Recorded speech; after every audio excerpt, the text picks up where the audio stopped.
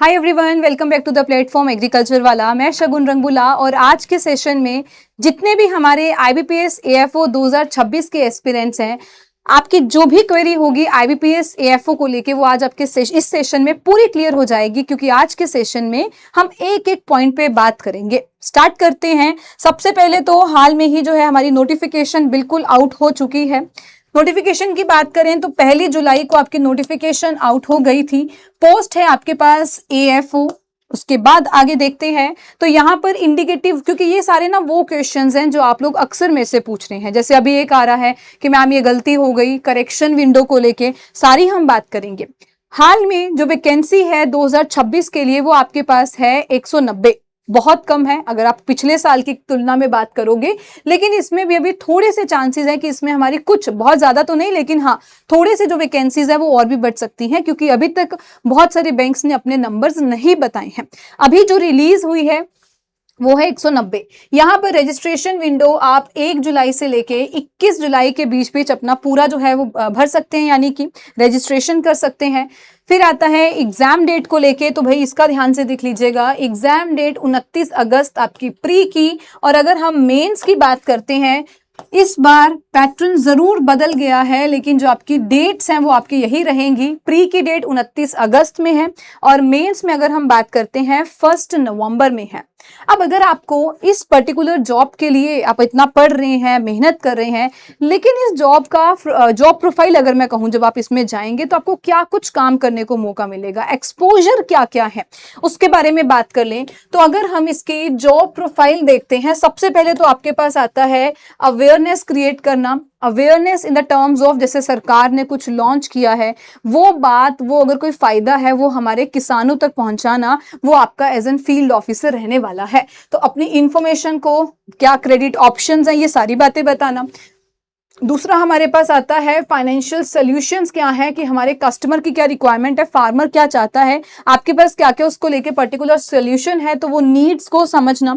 तीसरा आता है ऑन ग्राउंड वेरिफिकेशन, जैसे कि आपका किसान चाह रहा है कि मुझे ये लोन चाहिए, शॉर्ट टर्म लॉन्ग टर्म, तो उसको प्रॉपरली जाके चेक करना कि क्या उसकी क्रेडिबिलिटी है, दोबारा आएगा रीपेमेंट, यानी कि सारी बातों को चेक करना। तो आपको यहाँ पर हो सकता है ऑन ग्राउंड भी वेरिफिकेशन के लिए जाना पड़े, साइट पे विजिट करना पड़े और सारी चीजों को कंफर्म कि कितनी जमीन है, ये सारी बातें आपको देखनी पड़ेगी। फिर हमारे पास आता है इन्हीं सारी चीज़ों को इवैल्यूएट करना, प्रोजेक्ट वायबिलिटी और अपनी असेसमेंट रिपोर्ट्स। ये तो हर जगह चलता है कि हमें अपनी असेसमेंट रिपोर्ट्स देनी होती है। लोन पेमेंट को ट्रैक करना, अपने जो है अपने और किसानों के साथ अच्छे रिलेशन बना के रखना, मेंटेन डॉक्यूमेंटेशन, गवर्नमेंट प्रोग्राम जो भी आता है सरकार, जो हमारे किसानों तक सरकार के द्वारा और किसानों तक उसको पहुंचाना, और एडिशनल ड्यूटीज जैसे कि बैंक रिलेटेड जो जितने भी आपकी रिस्पॉन्सिबिलिटीज होंगी, रूरल बैंकिंग ऑपरेशन को लेके वो भी निभानी पड़ेगी। ये सारी आपकी रहेंगी ड्यूटीज जब आप एक आईबीपीएस एएफओ ऑफिसर लगते हैं। जॉब प्रोफाइल के बाद अगला क्वेश्चन हमारे पास आता है कि यहाँ पर जो अभी हम पढ़ के आए, कि देख के आए पीछे कि 190 आपके पास वैकेंसीज हैं, कैसे कैसे कैटेगरी वाइज है उसको देख लेते हैं। तो सबसे पहले कैटेगरी वाइज अगर हम देखें, अगर टोटल 190 थी, जिसमें से एससी के लिए 28, एसटीज के लिए 13, ओबीसी के लिए 51 है रिजर्व, ईडब्ल्यूएस के लिए 19 और यूआर के लिए 79। कुल मिला के जो भी आउट हुई है वो आपकी 190 है। हो सकता है 10, 15, 20, 25 जितनी भी एक्सटेंड हो सके, लेकिन अभी तक जो एक्चुअल हमारे पास एग्जैक्ट आई है वो है 190। अब इस एग्जाम में अगर हम आगे बढ़ते हैं तो अगला हमारे पास आता है कि भाई इस एग्जाम के लिए एलिजिबिलिटी क्राइटेरिया क्या क्या है, क्या चीजें मुझे फॉलो करनी है, एलिजिबल कौन कौन है। तो अगर आपने agri, horti, animal husbandry, veterinary science, food science, engineering, fishery engineering हो गया आपका, food tech, biotech, agroforestry, PC, veterinary, ये सारे अगर आपने किए हैं तो आप बिल्कुल इस एग्जाम के लिए एलिजिबल हैं। आपकी अगर बीएससी डिग्री है, ग्रेजुएट हैं, आप इस एग्जाम में अप्लाई कर सकते हैं। क्राइटेरिया क्या रहेगा, कल मेरे से क्लास में ही बच्चा पूछ रहा था कि मैम क्या क्राइटेरिया रहेगा, तो ये वीडियो में आपके वो सारे छोटे छोटे डाउट्स क्लियर हो जाएंगे। मिनिमम 20 साल, मैक्सिमम 30 साल जो है आपकी यहाँ पर एज क्राइटेरिया है। फिर हमारे पास आती है यहाँ पर एज रिलैक्सेशन, अगर आप अलग अलग कैटेगरी से हैं देख लेते हैं। ओबीसी को 3 साल की एज रिलैक्सेशन है, SC ST 5 साल, एक्स सर्विसमैन, कमीशन्ड ऑफिसर्स 5 साल, पर्सन अफेक्टेड बाय 1984 राइट्स हैं उनको 5 साल की है, और जो PWD है बेंचमार्क डिसेबिलिटी उन लोगों को भी 10 साल की रिलैक्सेशन है। तो वैसे तो मिनिमम मैक्सिमम की अगर आप बात करोगे, मिनिमम 20 साल है, मैक्सिमम 30 साल। बाकी आप लोगों के इस पे है कि आप लोगों की कैटेगरी कौन सी है, उस अकॉर्डिंग आपके एक्सटेंड हो जाएगा।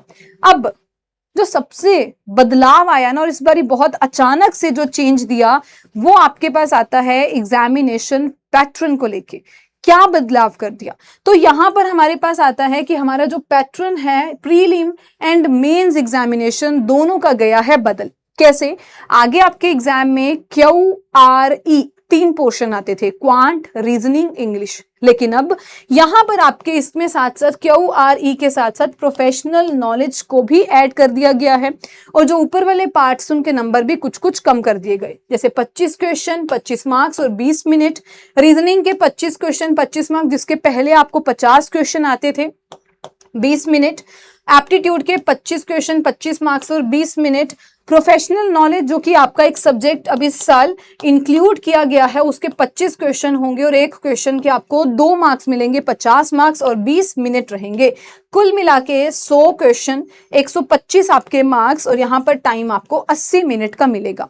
ऐसे ही अगर हम लोग मेंस की बात करते हैं तो मेंस में क्या क्या बदलाव है। मेंस में भी आगे आपके पास केवल प्रोफेशनल नॉलेज सब्जेक्ट होता था, लेकिन अब प्रोफेशनल के साथ साथ QRE भी रहेगा, और इसी के साथ आपके पास यहाँ पर एक डिस्क्रिप्टिव पेपर भी ऐड कर दिया गया है।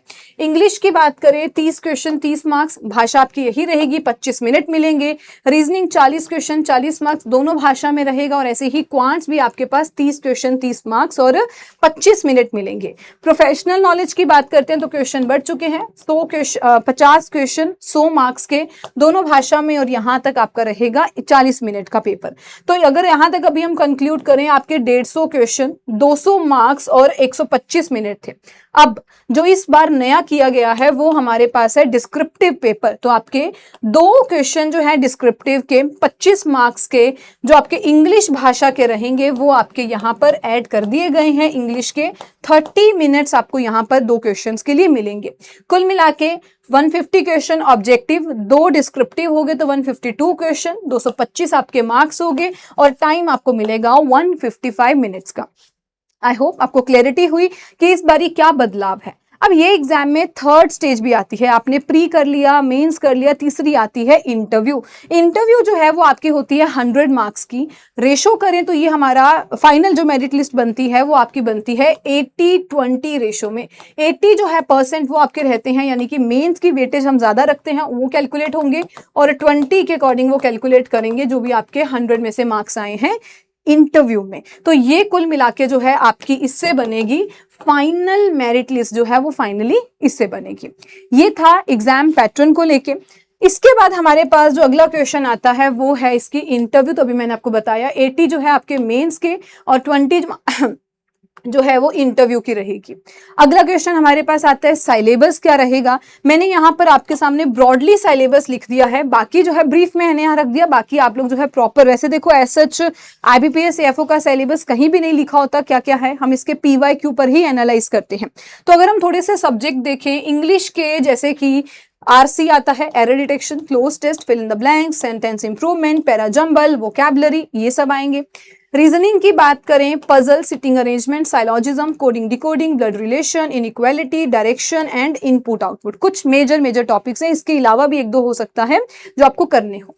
क्वांट्स की बात करें simplification, number series, data interpretation, percentage, profit loss, ratio proportion, time work, speed distance and quadratic equation. Last हमारे पास हमारा अपना सब्जेक्ट है, यानी कि प्रोफेशनल नॉलेज की अगर हम बात करते हैं एग्रीकल्चर की। मेन सब्जेक्ट अगर मैं इसमें आपको कहूं जिसमें अगर हम प्रीवियस ईयर के अकॉर्डिंग एनालाइज करें, जिससे आपके 60 में से 35-40 क्वेश्चन बनते थे, वो था एग्रोनॉमी, हॉर्टिकल्चर, सॉइल साइंस और एक आपका सब्जेक्ट आता है एनिमल हस्बेंड्री। ये वो सब्जेक्ट थे जिससे आपके कुल अगर मोटे मोटे हम बोले तो इससे आपके 35 क्वेश्चन बन जाते थे, 35-40 क्वेश्चन बन जाते थे। बाकी आपके सब्जेक्ट्स हार्वेस्टिंग वो आपके सारे टॉपिक्स कवर हो जाते हैं। ये आपके इकोनॉमिक्स हो गया, फूड टेक से एक आध क्वेश्चन हो गया, वीट साइंस, इंजीनियरिंग, पैथोलॉजी, ये सारे आपके जो सब्जेक्ट्स हैं ये आते हैं। तो ये आपके पास एक कुल मिला के सिलेबस है क्या क्या रहेगा। इसके बाद हमारे पास आती है सैलरी, और वो सैलरी वो पॉइंट है क्योंकि देखो अगर हम इसमें बात करते हैं एग्रीकल्चर सेक्टर में सबसे ज्यादा हमें देखने को मिलती है किसकी सैलरी, तो सबसे ज्यादा हमारे पास आती है यूपीएससी आईओएस, सेकंड पे आती है नाबार्ड ग्रेड ए, और तीसरी अगर हम अच्छी सैलरी की बात करें हैंडसम सैलरी वो हमारे पास है आईबीपीएस एएफओ की।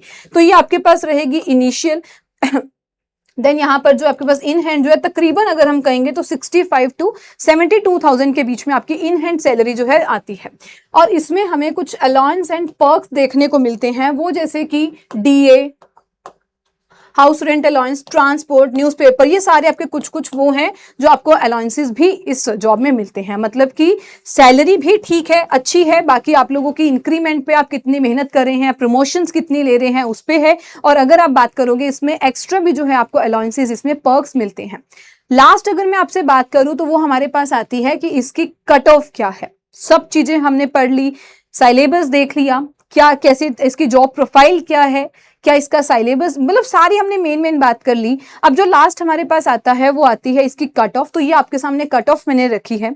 मेजर में हमें कट ऑफ को ही अपना आधार नहीं मानना है क्योंकि कट ऑफ एक बेस है, लास्ट बच्चे की है वो कट ऑफ, जो यानी कि लास्ट बच्चे के मार्क्स हैं। हमें अपना टारगेट ऊपर रखना है।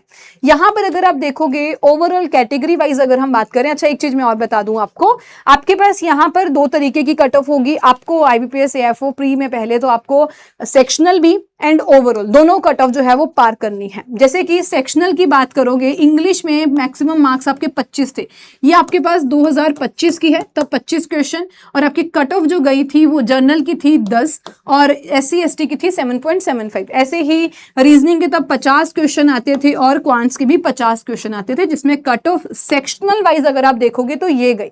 लेकिन अगर आप ये कट ऑफ ओवरऑल देखोगे तो यूआर की थी 50.13, ईडब्ल्यूएस की भी सेम, ओबीसी की भी सेम, एससी की भी सेम, एसटी की थी 45.63। तो ये हमारे पास थी प्री की। और ऐसी अगर हम लोग मेंस की देखते हैं तो ये आपके पास 25 सेशन में स्टेज मेंस आपकी जो थी उसमें इसमें यूआर की 33.50, ओबीसी इन सब की सेम थी, एससी 30। ये आपके सामने आपकी कैटेगरी वाइज कट ऑफ है जिसे आप देख सकते हो कि इसमें। और लास्ट आपके सामने आता है फाइनल मेंस आपकी जो है, यानी कि मेन और इंटरव्यू दोनों की जो कट ऑफ है वो क्या गई है। तो फाइनल कट ऑफ जो थी वो हमारी 100 में से बनती है यहाँ पर आपके पास, यानी कि जो रेशो वो लेते हैं उस अकॉर्डिंग 70.33 आपकी कट ऑफ यूआर की गई थी। उसके अलावा ओबीसी 69, देन एससी 61, एसटी 59, बाकी ईडब्ल्यूए 67, सारी जो है आपकी वो कट ऑफ है। आई बिलीव इस वीडियो के थ्रू आप लोगों को पूरा एक समझ आ गया कि अलग लोग किस किस सेक्शन की क्या क्या जो है वो कट ऑफ जा रही है। इसके अलावा अगर आपको कोई डाउट है आईबीपीएस एएफओ को लेकर, क्योंकि ये वो क्वेश्चंस थे जो सबसे ज्यादा बच्चे हमसे पूछ रहे थे, इसका क्या है, इसके बारे में हमें आइडिया नहीं है, ये सारी हमने डाउट इसमें क्लियर किए हैं। अगर अभी भी आपको लगता है कि कोई डाउट है तो बिल्कुल आप लोग हमें टेलीग्राम चैनल पर अप्रोच कर सकते हैं, पूछ सकते हैं। ये आपका अपना टेलीग्राम चैनल है, Shagun ma'am PW Telegram channel and discussion group. Thank you so much everyone. I believe आपके जितने डाउट्स थे वो भी क्लियर हो चुके हैं। Thank you so much.